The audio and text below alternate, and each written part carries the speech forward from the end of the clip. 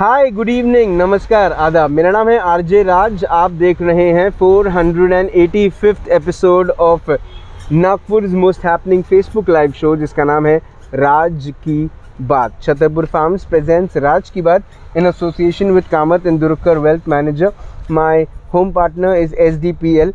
My inside home partner is Inside Story. A big thank you to my hospital partner, which is One Healthcare by Dr. Sameer Arbat.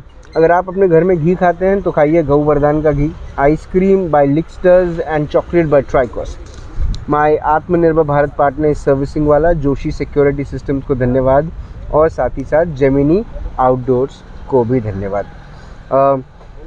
Mix of layer, the only institute of Nagpur which is helping students. जो students अपना career बनाना चाहते हैं उनको मुझे ऐसा लगता है कि उन्होंने बार टेंडिंग का कोर्स करना चाहिए और अपना करियर बार टेंडिंग में बनाना चाहिए, because it's a good platform, definitely it's a good platform. And of course धन्यवाद मैं करूँगा मल्टीफिट का, नागपुर बेस्ट जिम मल्टीफिट। नागपुर शहर के तालाब अगर आप देखें तो दिन पे दिन तालाब जो हैं वो कमज़ोर होते जा रहे हैं। और तालाब को एक तरीके की ज़रूरत भी है कि अब किन किन चीज़ों की ज़रूरत है बताने के लिए आज मेरे साथ वो है जो तालाब को बहुत अच्छे से समझते हैं, सोनेगांव तालाब को बहुत अच्छे से समझते हैं, नागपुर के तालाबों को बहुत अच्छे से समझते हैं, एंड अबव ऑल तालाबों के फ्यूचर के बारे में भी बहुत सारी जानकारी रखते हैं। He is an architect by profession but someone who is an environmentalist and knows about the environment very closely. With me is one gentleman I love the most, and he is a brother to me. Please welcome Sandeep Pate. Hi Sandeep. Hi Raj. कैसे हैं? मैं एकदम बढ़िया हूँ राज। Good to see you. बहुत बढ़िया। Happening. कैसे देखें तालाब को, कैसे देखें तालाब प्रेमी को, कैसे देखें और पानी को किस तरह से देखें? सबसे पहले तो मैं ये बोलूँगा कि ये नागपुर के अंदर में बहुत तालाब है, गोरेवाड़ा, अंबाझरी, फुटाला, मगर सबसे फेवरेट तालाब अगर आप मुझे पूछेंगे मैं बोलूँगा सोनेगांव। ओके। और हम उस वक्त एक बार सोनेगांव तालाब दिखा दें? बिल्कुल दिखाइए, बहुत सुंदर। आप बोलते रहिए। ये तालाब क्यों पसंद है? क्योंकि इसके अंदर में ना बहुत सारी चीजें अभी भी अनटच्ड है। चीजें वैसी है जैसे भोसले के बैस्टियंस वैसी रखे हैं, और ये तालाब कम से कम मतलब आज तो मेरे ख्याल से 350 साल पुराना तालाब है ये। और ये जिस तरीके से नागपुर एक शहर है, नागपुर शहर की आसपास कोई नदी नहीं है जी। आप देखिए जैसे आगरा है, जैसे दिल्ली है यमुना के किनारे, जैसे और भी बाकी शहर है जो नदी किनारे होते हैं। नागपुर एक लौता ऐसा शहर है जो एक प्लेटूज में है, और यहाँ से पास की नदी, सबसे पास नदी है कन्हान नदी। बट नागपुर फिर भी अभी तक फ्लरिश्ड है, अभी तक जिंदा है, और इतनी ग्रीनरी नागपुर के अंदर में। हम सबको बेसिक पता है कि जब तक पानी है तब तक ग्रीन है, बराबर। पानी ग्रीन दोनों अटैच्ड है एक दूसरे से, बराबर। अब जैसे हम लोग जैसे देखते हैं कि नागपुर के अंदर के जितने भी लेक्स है, फुटाला, अंबाझरी, गोरेवाड़ा, ये सारे लेक एक दूसरे से कनेक्टेड है एक तरीके से। जब फुटाला लेक और अंबाझरी लेक, तो ये जब उस वक्त के जो प्लानर्स होंगे भोसले के काल में, बहुत बड़ा श्रेय जाता है भोसले राजाओं को जिन्होंने इन तालाबों का निर्माण किया उस सदी में, मतलब 1700 कुछ इसमें उन्होंने इसका निर्माण किया। और ये उस वक्त के उनकी प्लानिंग प्रिंसिपल है कि अगर एक शहर जो नदी के किनारे नहीं है उसे किस तरीके से जिंदा रखा जाए जी। और ये तब बना हुआ नागपुर आज तक, मतलब अभी मेरे ख्याल से 400, 450, 500 साल हो रहे होंगे नागपुर को जिंदा होके। इतना अच्छा शहर फ्लरिश्ड हो रहा है, इतना अच्छा आज सेंटर में नागपुर इंडिया का one of the very busiest city, fastest growing city, ऐसा भी इसको बोल रहे हैं। तो ये उस वक्त का उनका प्लानिंग प्रिंसिपल है जो आज तक हमें जिंदा रखता है। तो ये तालाब उन्हीं का पार्ट है। और हम सबको पता है कि नाग रिवर जिसकी वजह से नागपुर का नाम है, वो भी एक तालाब के पानी से ही उसका उद्गम है, और वहीं से पूरा जो उसका बर्थ है वो सारी चीज़ें वहीं से। तो इस हिसाब से तालाब जो है, ये हम कह सकते हैं कि नागपुर को जिंदा रखने का काम तालाबों का है। मुझे एक चीज़ बताइए कि एक तरफ हम देख रहे हैं कि तालाब सूख रहे हैं, दूसरी तरफ हम देख रहे हैं बारिश के मौसम में तालाब फूट रहे हैं, एक तरफ देख रहे हैं कि तालाबों के काम शुरू हैं, तालाबों के बाहर में इतनी भीड़ जो सोनेगांव लेक में अब होती है वो शायद कभी नहीं हुई, क्योंकि पूरी भीड़ जो जाती है वो फुटाला जाती है, गांधी सागर जाती है। लेकिन तालाबों की जो कंडीशन है वो भी बड़ी गंदी है अगर देखा जाए। वो पानी जो है वो किसी इस्तेमाल का नहीं है, और आज डेंगू इस शहर में एक बड़ी तादाद में देखने को मिल रहा है। Numbers are increasing day by day. What do you think about the future of water? Future of water ये पूरे पैन इंडिया लेवल पे बोला गया है। हमारा भारत ऐसा देश है जहाँ पे नदियाँ ही नदियाँ हैं। अगर एक ऐसा देश जिसमें नदियाँ हैं उसे अगर ऐसा कहा जाता है कि द ड्रिंकिंग वाटर का जो कंडीशन है वो अभी सिचुएशन बहुत क्रिटिकल होने वाला है, और specially cities like Mumbai, Chennai, Pune, जहाँ पे ये नदियों को अगर आपने क्लीन नहीं किया, जैसे नाग रिवर है हमारे यहाँ, मुंबई में पीली नदी है, पुणे में मीठी नदी है, बराबर, अगर इन नदियों को हमने क्लीन नहीं किया तो हमें ड्रिंकिंग वाटर या यूज करने का वाटर को भी प्रॉब्लम होगा। तो ये जो सिचुएशन की बात हो रही है ये शेयर इग्नोरेंस की वजह से। दो चीज़ें यहाँ पे हमने देखा है, फुटाला, आपने बहुत अच्छा पॉइंट बोला ये कि जैसे फुटाला के अंदर में लोग आते, बहुत भीड़ थी, आज अगर जाएंगे तो वहाँ पे पूरे बैरिकेड लगे, सब वहाँ पे काम चल रहा है, बहुत बहुत बड़ा डेवलपमेंट प्रोजेक्ट आ रहा है।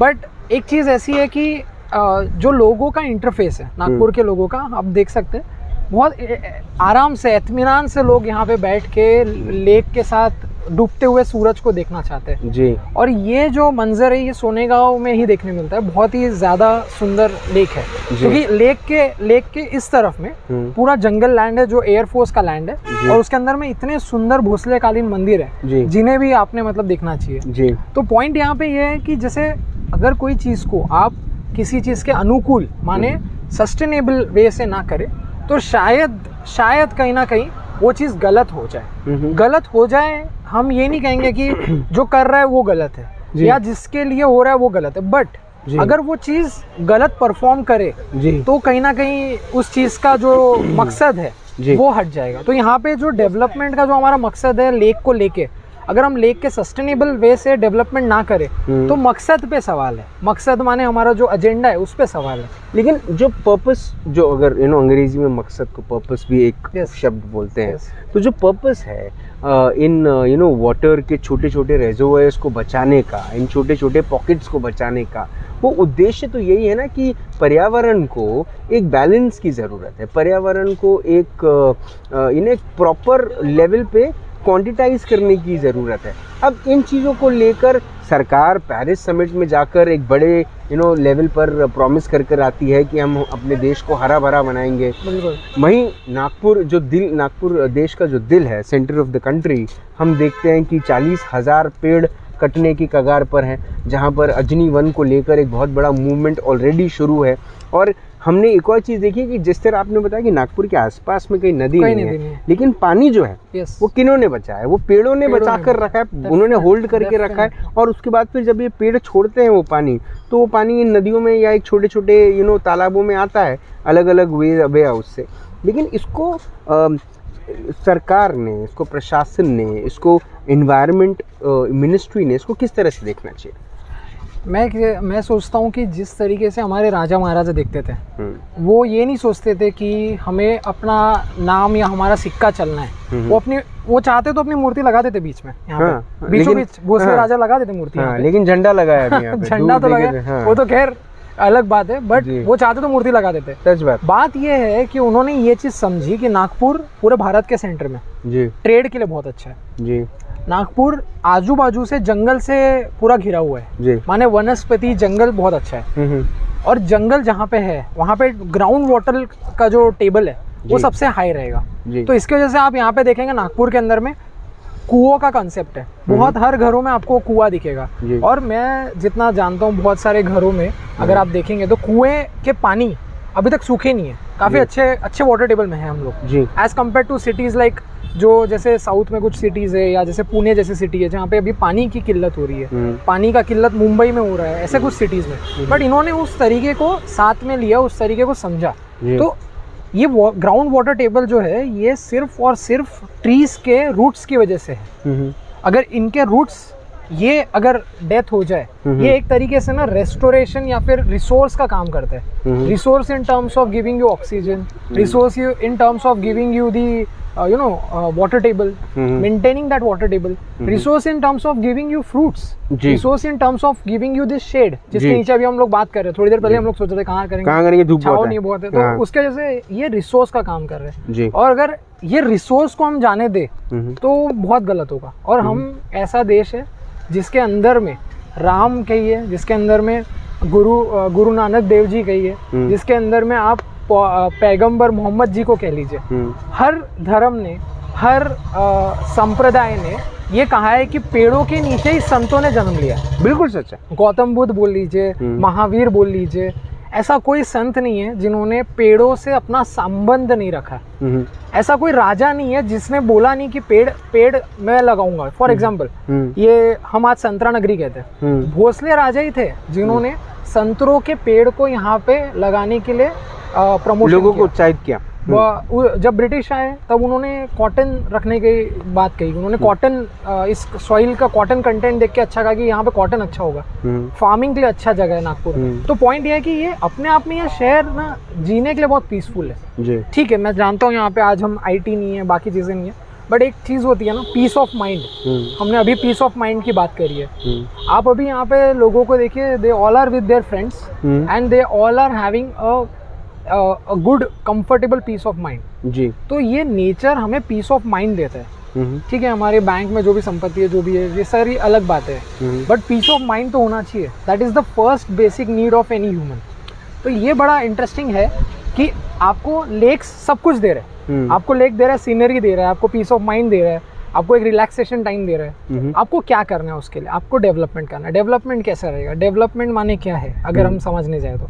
डेवलपमेंट एक ऐसी चीज़ है, किसी भी चीज़ में जो अड़चन आती है उसे इजी करके देना, ये डेवलपमेंट है। अगर मैं डेवलपमेंट का डेफिनेशन इस तरीके से देखता हूँ, मैं काफ़ी सारे गवर्नमेंट्स के साथ काम करता हूँ मेरे ऑफिस के अंदर में, और हम लोग इस तरीके से इसको देखते हैं कि development is nothing but to ease the activities for people. And अभी जैसे हम लोग कहेंगे यहाँ पे डेवलपमेंट क्या है, और कोई आके बोलेगा सोनेगांव लेक में क्या डेवलपमेंट है, बट यहाँ पे मनपा ने बेंचेस लगाए, यहाँ पे मनपा ने फुटपाथ बनाया, यहाँ पे मनपा ने कुछ जगह पे बैरिकेड्स लगाए जहाँ पे थोड़े इश्यूज थे, कुछ नॉन सोशल एलिमेंट्स कुछ थे। पॉइंट ये है कि अगर आप बोलेंगे कि नहीं चलिए इसके बीच में भी मैं फव्वारा पुटअप कर देता हूँ, ये पानी को यहाँ पे म्यूजिकल फाउंटेन शो रहेगा, हर जगह पे सिंगापुर, दुबई, ये डेवलपमेंट नहीं चलेगा। कुछ जगहों पे हमें ये भी देखना होगा कि उसका सस्टेनेबिलिटी क्या है, यहाँ पे लोग क्या पसंद करना चाहते हैं। सिंपल है, आप लोगों से पूछिए उन्हें क्या चाहिए और आप उन्हें वो दीजिए, वो खुश, आपको वोट्स मिलेंगे। आप हमारे रिप्रेजेंटेटिव्स हैं, आप हमारे पॉलिसी मेकर्स हैं। मैं अभी रिसेंटली बता रहा था कि स्मार्ट सिटी जो अपने नागपुर का है, उसमें कितनी सारी चीज़ें जो अभी भी टेकअप कर सकते हैं हेरिटेज पॉइंट ऑफ व्यू से। जैसे अभी हम लोग जहाँ खड़े हैं, ये लेक हेरिटेज लिस्ट में है हमारे नागपुर डिस्ट्रिक्ट के जी। ग्रेड 1 स्ट्रक्चर्स में है ये। पीछे में जो टेम्पल्स है वो ग्रेड 1 स्ट्रक्चर्स में है जी। हम लोग बहुत लकी है कि हमारे यहाँ लेक को ग्रेड 1 में बोला गया है, मगर फिर भी फुटाला जैसी जगह पे जो डेवलपमेंट आ रहा है, अंबाजेरी जगह में जैसा डेवलपमेंट आ रहा है, ये सारी चीजें इंटीग्रेशन में नहीं है। ये सारी चीजें कहीं ना कहीं डैमेज करने का काम कर रही है। जैसे हम लोग बोल रहे थे, यूजुअली अंबाजेरी ओवरफ्लो हो जाता है बहुत पहले मानसून में। हमने देखा है इस बार अंबाजेरी को वक्त लगा। इस बार कुछ और रिपोर्ट्स हमने न्यूज़ में देखी कि कहीं ना कहीं वो फूट गया है, बोले कहीं पे क्रैक्स डेवलप, क्रैक्स है ना, पानी भी निकल रहा है due to the vibration of the metro. Now the point is कि क्या हमने उसका क्रॉस चेकिंग लिया है क्या? आई थिंक अथॉरिटी ने एटलीस्ट NMC या जैसे लोकल अथॉरिटी, जो हमारी अथॉरिटी है, हम दिल से कहते हैं हमारी अथॉरिटी, क्योंकि हम वो हमारे लिए ख्याल रखती है। जब हम घरों में रह रहे, वो है जो हमारे सामने रास्ता बना रही है, लाइट लगा रही है और काफ़ी सारे चीज़ों को हमारे सॉल्व कर रही है।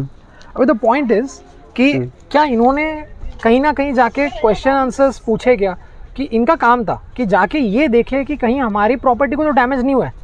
लेक NMC की प्रॉपर्टी है, मेट्रो प्रोजेक्ट अलग है, मेट्रो अथॉरिटीज अलग है, but there should be a coordination. There should be a coordination which brings the integration. माने एक एकत्रित लाके सबको बिठा के एक जगह पे देखने की बात है। लेकिन कितना अच्छा है ना कि नागपुर शहर में एक तरफ मेट्रो की शुरुआत हुई और आने वाले वर्षों में मेट्रो का इस्तेमाल होगा। आज हम मेट्रो के अंदर में बर्थडे सेलिब्रेशंस और लोग पत्ते खेल रहे हैं, डांस कर रहे हैं, वो सब चीज़ें देखने को मिल रही है, जो काफ़ी उत्साहित नहीं करता, दुख देता है कि भाई हज़ारों करोड़ रुपए आपकी सरकार ने किसी और देश से लिए और उसका इस तरह से इस्तेमाल हो रहा है। By the end of the day वो पब्लिक का पैसा है। तो सरकार पे कितने सवाल उठाएं, ये भी थोड़ा सा अपने आप में एक सवाल है कि कितने सवाल उठाएं। लेकिन ये मैं जानना चाहता हूँ आपसे कि व्हाट डू यू थिंक कि एक तरफ जहाँ डेवलपमेंट हो रहा है, क्या इस किस्म का अपग्रेडेशन, इस किस्म का इम्प्लीमेंटेशन, इस किस्म की पूरी रणनीति तालाबों के लिए क्या कुछ एक नई किस्म का एक कोड ऑफ कंडक्ट या एक कोई नई किस्म की पॉलिसी इंट्रोड्यूस होनी चाहिए? डेफिनेटली अगर पॉलिसी इंट्रोड्यूस होती है तो बहुत अच्छी बात है। अगर पॉलिसी इंट्रोड्यूस नहीं होती है तो एटलीस्ट मुझे लगता है कि there should be a joint initiatives between various things. For example जैसे एक आप अगर बोलेंगे मेट्रो अथॉरिटीज़ है, आज के डेट में हमें लग रहा है कि मेट्रो हमारे यूज़ में नहीं है। वो क्यों लग रहा है? क्योंकि अभी भी प्रोजेक्ट इनकम्प्लीट है। मैं बोल रहा हूँ अभी भी प्रोजेक्ट इनकम्प्लीट है।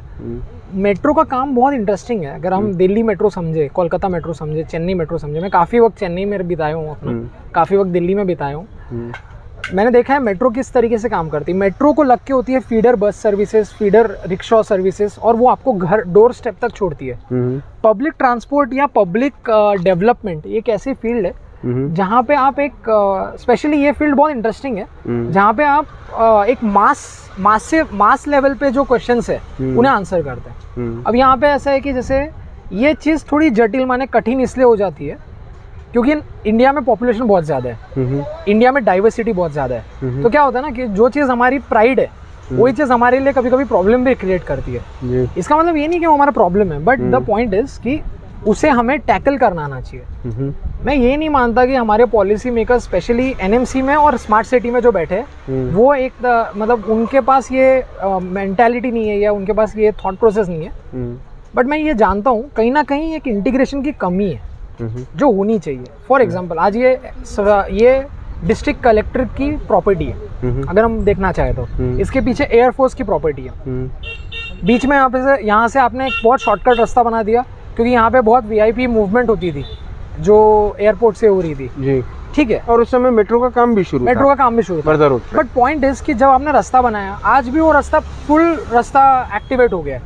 हमने कहीं ना कहीं उस रास्ते को रिवर्सिबल रास्ता बनाना था। हमने उस हेरिटेज प्रॉपर्टीज को जो उनको डैमेज किया, हम ऐसा कर सकते थे कि आज वो रास्ता बंद कर देते, बट हमने नहीं किया क्योंकि आज भी वो रास्ता कहीं ना कहीं वीआईपी लोग यूज कर रहे हैं। तो पॉइंट ये है कि देश किसका है, देश हमारा है या वीआईपी का है? तो ये बहुत बड़ा पॉइंट है। और मैं ये समझता हूँ कि ये देश ना इन लोगों का है जो अभी इस वक्त यहाँ पे जैसे फिशिंग कर रहे हैं, they are catching some fish now.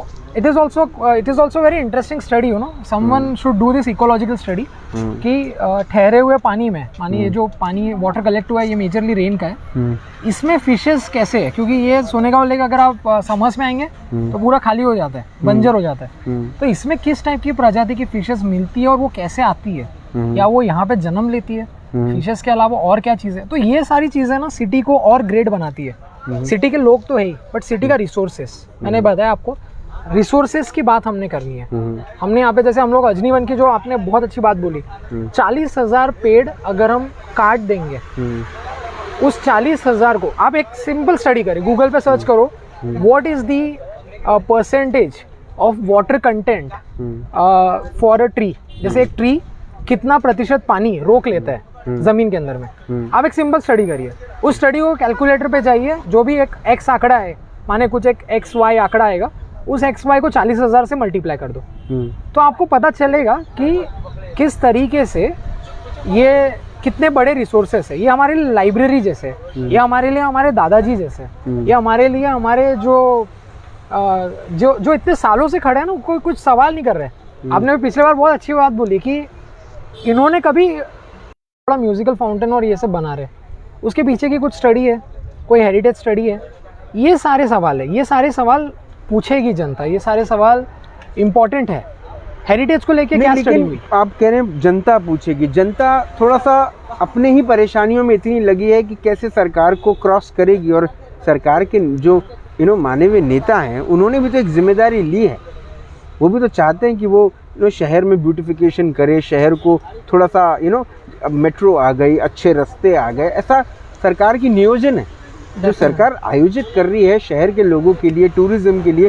तो कहीं ना कहीं तो अपने आप को अच्छा काम करने की कोशिश करेगी। और उसके ऊपर में अगर आपके जैसे लोग सवाल उठाएंगे तो फिर इसको किस तरह से देखा जाए? मैं ये देखता हूँ कि जैसे अंबाझरी लेक है, पहले अंबाझरी लेक के अंदर में काफ़ी सारा बोटिंग होता था। मेरे को याद है जब मैं स्कूल में पढ़ता था साउथ पॉइंट में, वहाँ से हमें पिकनिक के लिए अंबाझरी लेक ले जाया करता था, अंबाझरी गार्डन। अभी द पॉइंट इज कि डेवलपमेंट क्या है। देखिए मैं ये समझता हूँ, हम आज पहाड़ों पे जाते हैं यहाँ से, क्यों? नागपुर में पहाड़े नहीं है इसलिए। हम यहाँ से बीच में जाते हैं क्योंकि नागपुर में बीच नहीं है। हम वहाँ जाने की कोशिश करते हैं और उस जगह को एक्सपीरियंस करने की कोशिश करते हैं। द पॉइंट इज फुटाला के अंदर में अभी हम डाल रहे हैं म्यूजिकल फाउंटेन। म्यूजिकल फाउंटेन से क्या एक्सपीरियंस जनरेट होगा, ये सवाल सबसे पहला है। क्या ये सवाल इन लोगों को पूछा गया जो नागपुर के लोग हैं? तो सबसे पहली बात है कि नागपुर के लोगों को क्या चाहिए ये पूछे, उसके बाद आप वहाँ पे डेवलपमेंट करें। मैं सोचता हूँ कि अगर फुटाला के अंदर में हम पहले जैसे थोड़ा बहुत बोटिंग चलता, थोड़ा सा पहले किसी ने कहा था कि वहाँ पे वाटर स्पोर्टिंग आएगा, तो पॉइंट ये है ना कि 3-3 साल में वो डेवलपमेंट का जो एजेंडा है वो बदलते आ रहा है जी। एक ज़माने में बोला कि इसके अंदर में हम लाइट्स लगा देंगे, इल्यूमिनेशन कर देंगे। एक ज़माने में बोला, अभी कोई बोल रहा है वाटर फाउंटेन बनाएंगे, अभी कोई बोल रहा है उसके पीछे बहुत बड़ा पार्क आएगा। तो पॉइंट यहाँ पे ये कि कोई एक चीज़ नहीं हो सकती जो सदियाँ चले, जैसे भोसले राजा ने किया था।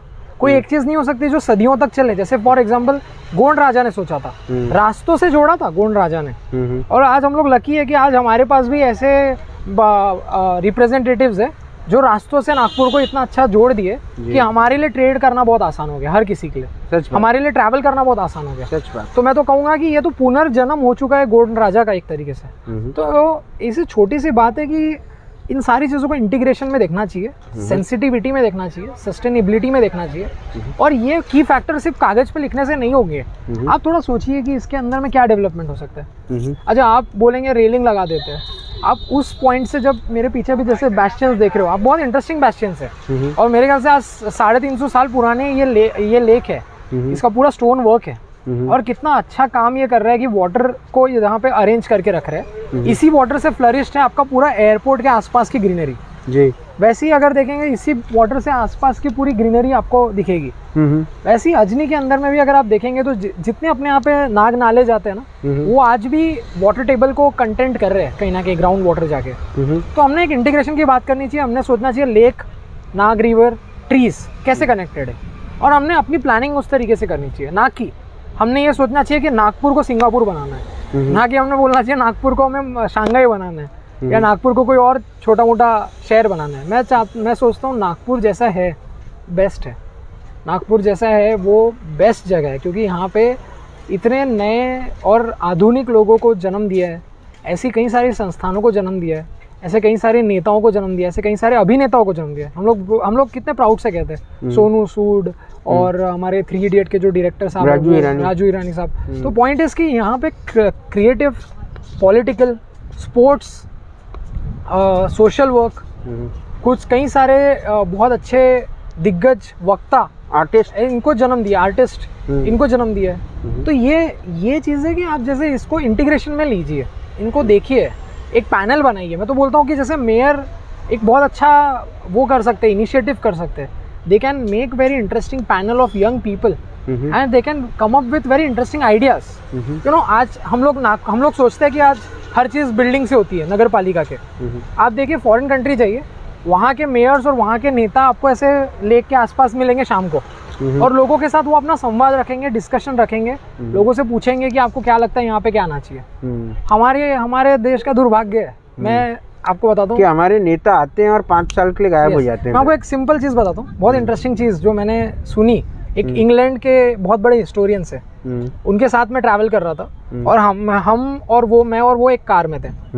हमारे पीछे एक बहुत बड़ा बेड़ा था गाड़ियों का, जिसके अंदर में जो नेशनल, जो अपना सेंट्रल आर्कियोलॉजी होता है उसके लोग थे, जो स्टेट आर्कियोलॉजी होते हैं उसके लोग थे, कुछ लोग सरकार से भी आए थे। ऐसे हम लोग एक प्रोजेक्ट में पास में यहाँ पे काम कर रहे थे, मनसर के पास में। उन्होंने एक चीज़ बताई कि हम जब आपके देश पर राज कर रहे थे तब हम ये जानबूझ के एक कार में एक ड्राइवर और एक अंग्रेजी आदमी घूमता था, क्योंकि रिसोर्सेस आपके देश के थे। बट आप ऐसा क्यों कर रहे हो? अब तो तुम्हें देश दे दिया है।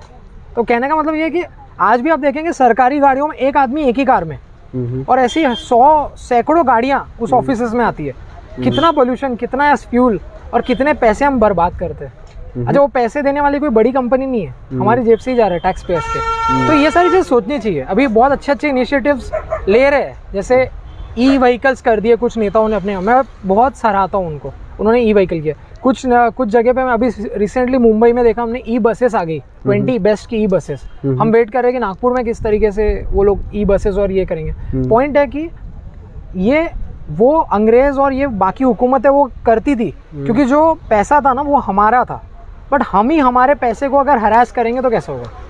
तो ये थोड़ा सा देखना चाहिए कि हेरिटेज के 100 मीटर में किस टाइप का डेवलपमेंट हो, 200 मीटर में किस टाइप का। आर्कियोलॉजी ने बना के दिया, आप थोड़ा पढ़िए, थोड़ा सा रिसर्च करिए, थोड़ा सा उनको अपना पार्टनर बनाइए, स्टेक होल्डर बनाइए, इन लोगों को स्टेक होल्डर बनाइए जो रहते हैं छोटे घरों में, मगर उनको पता है कि आज इस लेक के अंदर में क्या है। ये बहुत important. My last question to you, what's the message for all the people who watch this show, especially for the citizens? Citizens के लिए क्या मैसेज आता है आज? सिटीजन्स के लिए मेरे ख्याल से यही मैसेज है कि सिटीजन्स किसी से डरे नहीं। ये आपका शहर है, मैं डरता नहीं, ये मेरा शहर है। राज भाई डरते नहीं, वो उनका शहर है। हमारे अजनीवान के तमाम जितने बच्चे, जितने वॉलंटियर्स, जितने कुणाल मौर्य भी है, वो भी किसी से डरते नहीं पर आजकल गायब हैं जी। अच्छा, कुणाल, हाँ, कोई किसी से डरता नहीं। कई सारे लोग कई सारे संस्थानों में काम करते हैं, कई सारे संस्थानों के लोग उन्हें मतलब थोड़ा बहुत कह देते हैं, अरे ये सब क्या कर रहे हो, तुम अपनी नौकरी करो, अपना घर चलाओ, थोड़े पैसे कमाओ, खुश रहो, क्या जरूरत तुम्हें नेतागिरी करने की। बात ये है ना कि ये देश में का दुर्भाग्य है कि अगर हम किसी चीज को, किसी मुद्दे को उठाए तो उसे नेतागिरी का टैग दिया जाता है। वो नेतागिरी नहीं है। देखिए, इसमें नेतागिरी क्यों कहा गया है, इसके अगर मैं पीछे जाऊँ तो मैं बहुत पहले, अभी रिसेंटली एक स्कूल में मैंने भाषण दिया था 26 जनवरी को, और वहाँ पे मैंने कहा था कि नेतागिरी ये गलत शब्द नहीं है, सही शब्द है। क्योंकि ये शब्द ना नेताजी सुभाष चंद्र बोस को दिया गया था सबसे पहले। सही बात। और वो जो मिस्चीवियस हरकतें करते थे ब्रिटिशर्स के खिलाफ, ये उनका वर्ड है। वो दे नेतागिरी जो कर रहे हैं, ये नेतागिरी, ये मिस्चीवियस ब्रिटिशर्स ने बोला था उन्हें, बट हम कोई मिस्चीवियस हरकत नहीं कर रहे। हम सिर्फ हमारा हक मांग रहे हैं, हम सिर्फ एक चर्चा कर रहे हैं। और चर्चा करने का हक भारत का संविधान, बाबा साहेब अम्बेडकर ने बनाया हुआ संविधान ये देता है।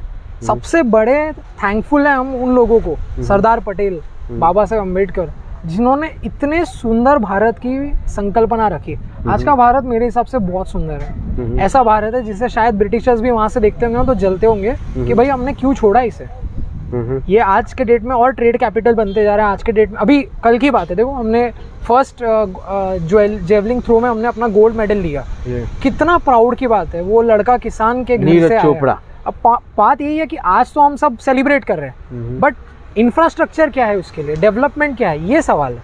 कल यहाँ का पानी सूख जाएगा, बट हमने देखिए पानी, अभी रिसेंट आपने कहा था कि जैसे ये पानी क्या ये जमा हुआ पानी तो गंदगी ये करेगा वो करेगा। कई सारे टेक्निक्स है। इंदौर के अंदर में ऐसे सैकड़ों लेक्स है जिसके अंदर में उन्होंने स्टैग्नेंट वाटर को क्लीन रखने के लिए कई सारी यंत्राओं को दिया गया है। बहुत सारे एसोसिएशंस है जो इस पे काम करते हैं, कुछ एनजीओ है जो इस पे काम करते हैं, साइंटिफिक ऑफिसर्स है जो इस पे काम करते हैं, आर्किटेक्ट्स है, एनवायरमेंटल प्लानर्स है। हमारे शहर से ही बहुत सारे एनवायरमेंटल प्लानर्स जिन्होंने मेरे को अजनी में बहुत हेल्प किया, बट वो बेचारे बॉम्बे या बैंगलोर के फर्म्स में उनके लेक ठीक कर रहे हैं। फिर हमारा क्या? सिटीजन्स के लिए एक ही मैसेज है कि आप किसी से डरे नहीं। ये आपका शहर है, आपका शहर है। हमें बहुत खुशी है कि हम इस शहर के वासी है, और हमें प्राउड से कहना चाहिए कि मैं नागपुर से हूँ। मैं कहीं पे फॉरेन में भी डिस्कस करता हूँ, मैं बोलता हूँ मैं पूरा नागपुर से हूँ। और नागपुर एक शहर नहीं, नागपुर एक पहचान है। और आपकी पहचान इन लेक्स, इन फॉरेस्ट, इन सारे वनस्पति, ट्रीज, बर्ड्स, इससे है।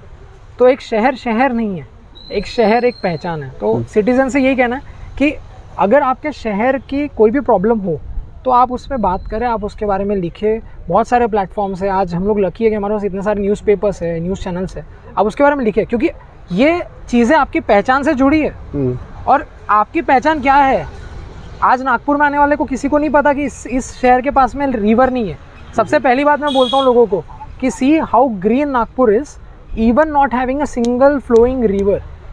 What a surprise. बड़े बड़े साइंटिस्ट इसको सरप्राइज करते हैं। BHU, बनारस हिंदू विश्वविद्यालय, वहाँ के बहुत सारे जोग्राफर्स और वहाँ के बहुत सारे हिस्टोरियंस से मैंने डिस्कस किया था। और जैसे मैंने उनको कहा नागपुर, तो उन्होंने कहा कि नागपुर तो बहुत पॉपुलर है उसके लेक्स और उसके नाग रिवर के लिए।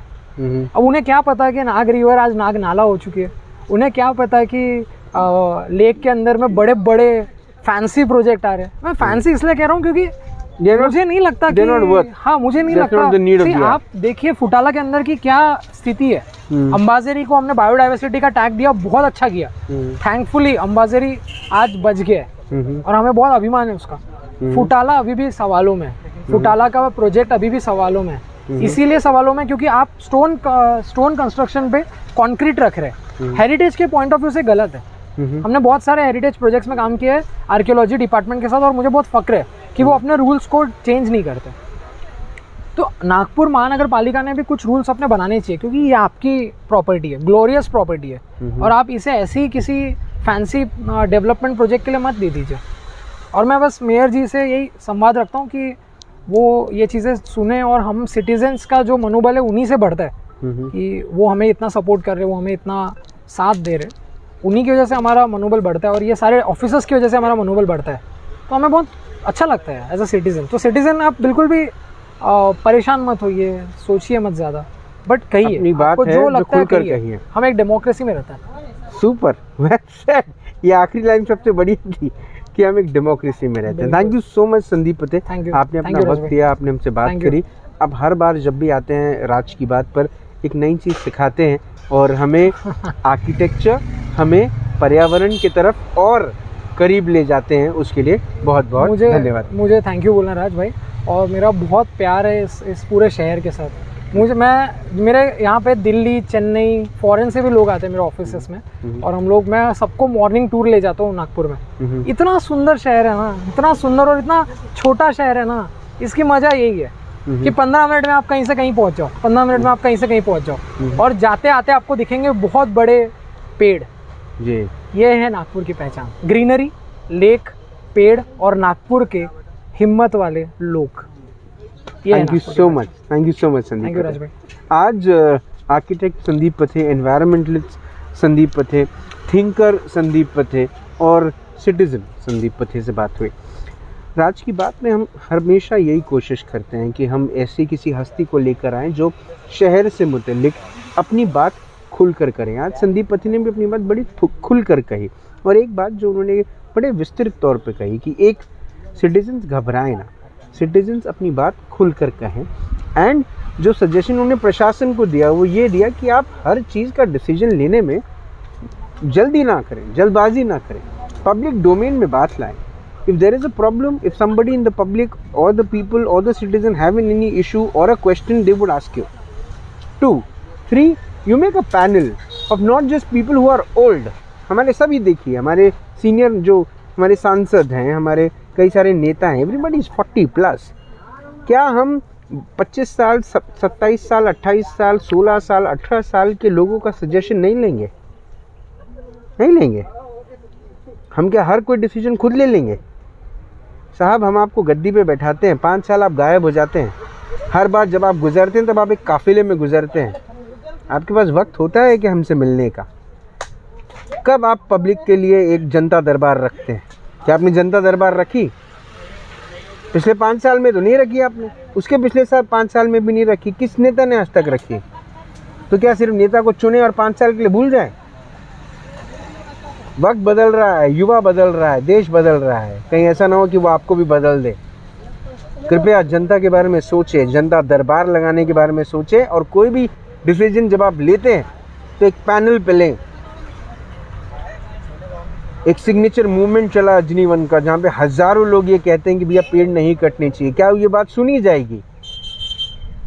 क्या ये बात सुनी जाएगी?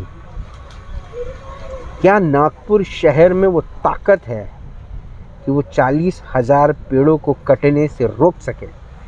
ये सवाल आज इस शो के माध्यम से मैं आपके सामने छोड़कर जा रहा हूँ। अगर आप में ताकत है तो ये 40,000 पेड़ कटने मत दीजिएगा।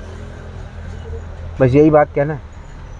कल शाम को 5 बजे होगी मुलाकात इन राज की बात। तब तक आप अपना ध्यान रखें, सुरक्षित रहें, स्वच्छ रहें, स्वस्थ रहें, मस्त रहें, खुश रहें, व्यस्त रहें, परिवार के साथ एक खूबसूरत वक्त बिताएं, और अपने परिवार को बता दें कि जिस तरह आज आप आज़ादी से सांस ले पा रहे हैं, आराम से पानी ले पा रहे हैं, आने वाले वक्त में अगर ये 40,000 पेड़ कट गए, अगर पर्यावरण के हालात इस तरह से हो गए जिस तरह से हो रहे हैं, तो मानिएगा आपको सांस लेने के लिए ऑक्सीजन सिलेंडर लगेगा, और पानी के लिए आपको पानी खरीदना पड़ेगा। और जब आप पानी खरीदेंगे, सांस लेने के लिए हवा खरीदेंगे, ऑक्सीजन खरीदेंगे, तब आपको मिर्ची लगेगी, दुख होगा, टेंशन होगा, फ्रस्ट्रेशन होगा, इरिटेशन होगा। उस समय ये सरकार के नेता नहीं रहेंगे, ना ये सरकार रहेगी, ना ये बड़े बड़े अफसर रहेंगे जवाब देने के लिए। लेकिन आपको वो बात उस समय याद आ जाएगी कि काश मैं एक चीज़ रोक पाता अपने जीवन काल में, एक 40,000 पेड़ों की हत्या रोक पाता, तो आज शायद मुझे ऑक्सीजन खरीदना नहीं पड़ता या मुझे आज पानी खरीद के पीना नहीं पड़ता। सवाल भी हमारे, जवाब भी हमारे, और ज़िंदगी हमारी। जिंदा रहिए। जय हिंद।